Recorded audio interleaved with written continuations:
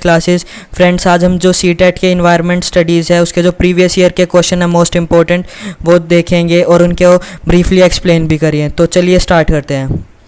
तो आज का हमारा पहला क्वेश्चन है, desert oak is a tree which is found in. जो डेजर्ट ओक एक पेड़ है वो कहाँ पे मिलता है हमें? ऑस्ट्रेलिया में। डेजर्ट ऑफ राजस्थान, राजस्थान के रेगिस्तान में। Desert of UAE, United Arab Nations के डेजर्ट में, या अबू धाबी में। तो दोस्तों डेजर्ट ओक हमें मिलता है ऑस्ट्रेलिया के अंदर। नेक्स्ट क्वेश्चन है, an EVS teacher usually begins हर class by possessing a few key questions. जो एक ईवीएस की टीचर होती है वो क्लास स्टार्ट करने से पहले कुछ क्वेश्चंस पूछती है, तो उसका क्या रीज़न होता है? Of the following reason select which one is the least preferred. तो इनमें से हम जो लीस्ट इंपॉर्टेंट रीज़न हो सकता है इस बात का उसे सिलेक्ट करेंगे। तो इसका पहला ऑप्शन है, learners thinking can be restricted. वो क्वेश्चन पूछने से जो बच्चे की जो सोच है वो कम हो, रिस्ट्रिक्टेड हो जाएगी। Learners thinking can be stimulated. जो बच्चा है उसकी थिंकिंग क्वेश्चंस पूछने से स्टिमुलेटेड हो जाएगी, मतलब उसे हेल्प करेगी नॉलेज गेन करने में। या फिर the question arouses curiosity in learners. बच्चों के अंदर क्यूरियोसिटी होएगी क्वेश्चन जब टीचर पूछेगी उसके बाद। Questions help in conceptualisation of topic. तो दोस्तों जो इसका जो आंसर होगा वो होगा learners thinking can be restricted. तो इसके कारण जब टीचर्स क्वेश्चंस पूछते हैं उससे बच्चों का जो थिंकिंग है वो रिस्ट्रिक्टेड नहीं होगी। बाकी जो तीनों ऑप्शंस हैं वो कहीं ना कहीं इससे बेटर है या फिर करेक्ट है। तो नेक्स्ट क्वेश्चन है, in which of the following state of India is Dandi seashore where Gandhi ji did his famous Dandi march. तो यहाँ पे पूछा हुआ है डांडी जो जगह है वो इंडिया की कौन सी स्टेट में है और जहाँ पे कि गांधी जी ने अपनी फेमस डांडी मार्च स्टार्ट करी थी। तो इसके ऑप्शन है कर्नाटका, महाराष्ट्र, गुजरात या आंध्र प्रदेश। तो दोस्तों जो डांडी सीसोर है वो गुजरात के अंदर है। नेक्स्ट है, while making groups for an activity an EVS teacher should. जब एक ईवीएस का टीचर बच्चों को ग्रुप्स में डिवाइड कर रहा हो तो उसे किस बात को ध्यान रखना चाहिए या फिर किस बेसिस पे बच्चों को डिवाइड करना चाहिए? इसका पहला है, ensure cooperation and participation of all members. जो सारे बच्चे हैं जो भी उसके अंदर ग्रुप्स में डिवाइडेड है, हर ग्रुप के अंदर हर एक बच्चे का योगदान हो, टीचर इस बात का ध्यान रखे। दूसरा, ensure separate all groups of boys and girls. तो फिर जो बॉयज़ और गर्ल्स हैं उनका सेपरेट ग्रुप्स बनाए, तो यहाँ पे जेंडर बायसनेस आ गई तो यहाँ पे रॉन्ग हो जाएगा।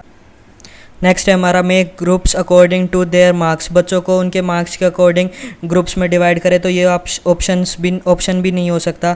नेक्स्ट है हमारा, make two groups only each with a lot of students. तो यहाँ पे एक तो ओनली आ गया, तो जहाँ पे भी क्वेश्चन के अंदर ऑप्शन के अंदर ओनली आ जाता है तो वो कहीं ना कहीं लिमिटेड हो जाता है, तो वो ऑप्शन नहीं होगा। और साथ ही साथ यहाँ पे लॉट ऑफ स्टूडेंट्स बताए हैं एक ही ग्रुप के अंदर, तो वो भी ठीक एक बात नहीं है।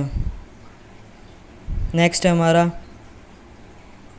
High fever with shiver which can be treated with the bark of cinchona tree. तो जो हाई फीवर होता है, तेज़ बुखार और साथ में शिवरिंग होती है जब एक व्यक्ति के अंदर, तो और हम उसे अगर शिनकोना ट्री की बार्क से ट्रीट कर रहे हैं तो यहाँ पे कौन सी बीमारी है उस व्यक्ति को?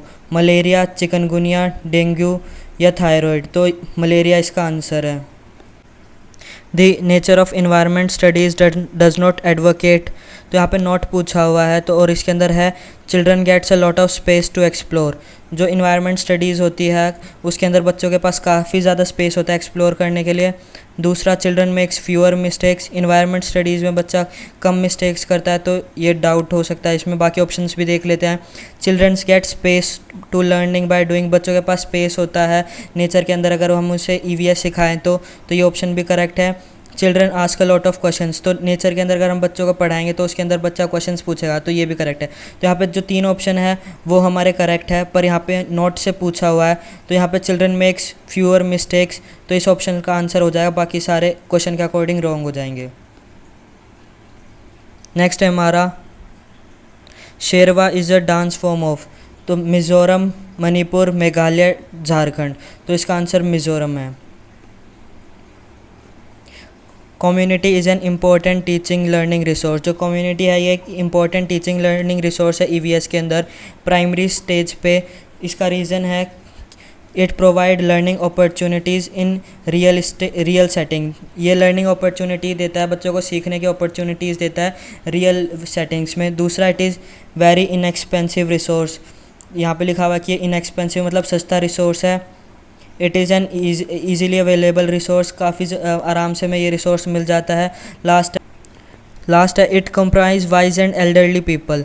तो इसके अंदर जो मोस्ट अप्रोप्रिएट ऑप्शन हो जाएगा वो हमारा पहला हो जाएगा कि जो कम्युनिटी होती है वो बच्चों को एक लर्निंग अपॉर्चुनिटीज़ देती है रियल सेटिंग के अंदर, जहाँ पे आप अपनी मैथ वगैरह जो भी आपने सीखा हुआ है उसको अप्लाई भी कर सकते हो और वहाँ से नई नई नॉलेज सीख भी सकते हो रियल सेटिंग्स के अंदर।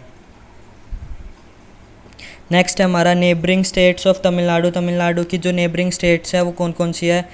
केरला, आंध्र प्रदेश। तो इसके ऑप्शंस देखने के बजाय हम सीधा आंसर ही सिलेक्ट कर लेते हैं। तो जो तमिलनाडु है उसकी जो नेबरिंग स्टेट्स है वो है आंध्र प्रदेश, केरला एंड कर्नाटका।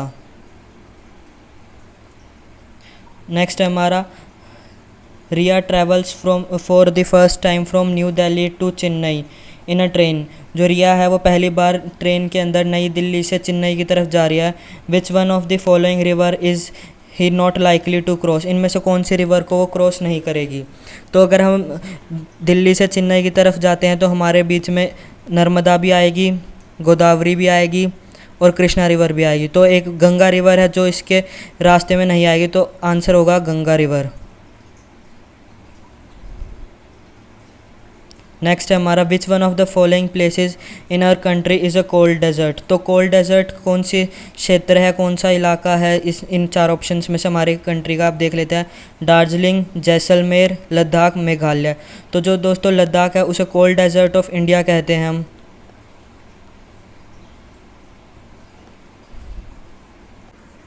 नेक्स्ट है हमारा which one of the following is a group of roots. इनमें से रूट्स का कौन सा ग्रुप है? तो यहाँ पे कैरेट, बीटरूट, रेडिश। कैरेट मतलब गाजर, बीटरूट हमारा चुकंदर और रेडिश जो हमारी होती है वो मूली। तो ये जो तीनों है ये ग्रुप है रूट्स का। नेक्स्ट क्वेश्चन है which one of the following birds moves it's neck back and fourth with a jerk. तो इनमें से कौन सी जो बर्ड है वो अपनी गर्दन को आगे पीछे हिलाती रहती है एक झटके के साथ? Crow, owl, eagle, pigeon. तो इसका आंसर है आउल। जो आउल है वो अपनी गर्दन आगे पीछे झटके से हिलाता रहता है।